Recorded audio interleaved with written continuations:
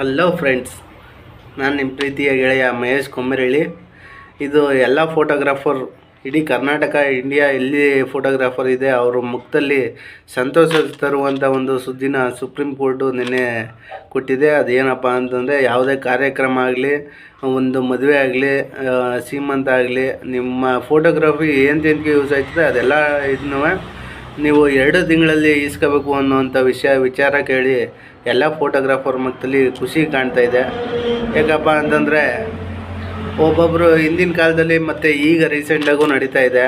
ಫೋಟೋಗ್ರಾಫರ್ಗೆ ಅವತ್ತಿನ ಫಂಕ್ಷನ್ ಮುಗಿದ್ಬಿಟ್ರೆ ಸಾಕು, ಎಲ್ಲರೂ ಫೋಟೋ ಇರಲಿ ಬಿಡಲಿ ಅಂತ ಯಾರೂ ಸೆಲೆಕ್ಷನ್ ಮಾಡೋಕ್ಕೆ ಬರೋಲ್ಲ.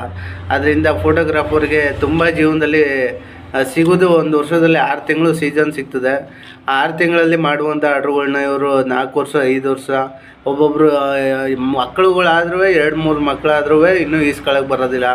ಅದರಿಂದ ಫೋಟೋಗ್ರಾಫರ್ ಜೀವನಕ್ಕೆ ಸಖತ್ ತೊಂದರೆ ಆಯ್ತಿತ್ತು.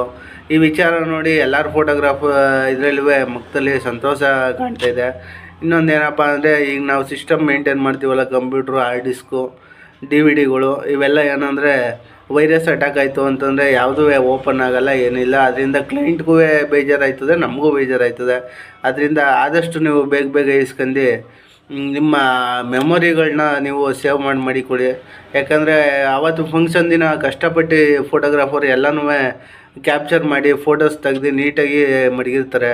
ನೀವು ಅದು ಈಸ್ಕೊಳ್ಳಿಲ್ಲ ಅಂತಂದರೆ ಬೇಜಾರಾಗುತ್ತೆ, ನಿಮ್ಮ ಮೆಮೊರಿ ನೀವೇ ಕಳ್ಕೊಂಡಂಗೆ.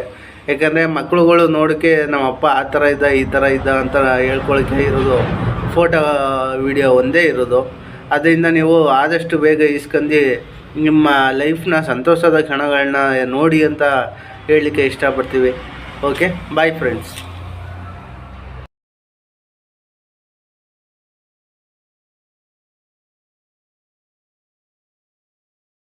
ನಿಮಗೆ ಇಷ್ಟ ಆಗಿದ್ರೆ ಶೇರ್ ಮಾಡಿ ಮತ್ತು ಸಬ್ಸ್ಕ್ರೈಬ್ ಮಾಡಿ ನನ್ನ ಚಾನಲ್ಗೆ. ಎಲ್ಲರೂ ಸಪೋರ್ಟ್ ಮಾಡಿ ಅಂತ ನಾನು ಕೇಳಲಿಕ್ಕೆ ಇಷ್ಟಪಡ್ತಾಯಿದ್ದೀನಿ. Proud to be a photographer ಅಂತ